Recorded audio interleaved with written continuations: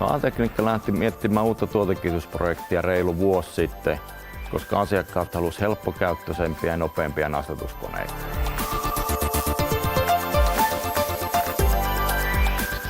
No, me päädyttiin Siemensiin, koska asiakkaat toivovat, että käytettäisiin Siemensin automaatiota, ja sitten kun me vertailtiin eri toimittajia, niin Siemensin vastaukset vastasivat parhaiten meidän tarpeisiin.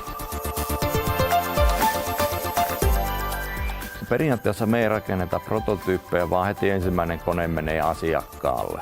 Mutta tässä projektissa me päätettiin koettaa virtuaalista prototyyppiä Siemensin kanssa yhdessä, ja niitä tehtiin yhteensä 3 kappaletta, mistä valittiin sitten se paras.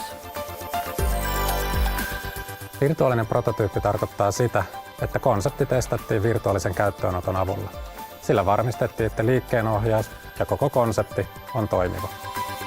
Sen avulla A-Tekniikka sai heti toimivan kokonaisuuden ja samalla säästettiin aikaa, rahaa ja materiaalia.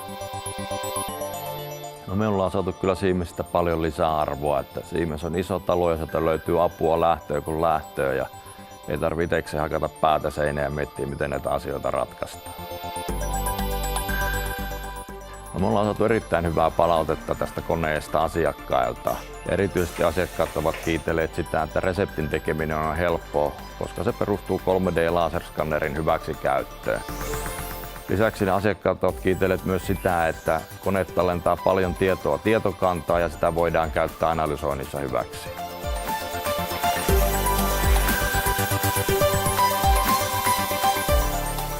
No, me ollaan erittäin tyytyväisiä projektin lopputulokseen, koska me saatiin maailman nopein ja tehokkain nastutuskone.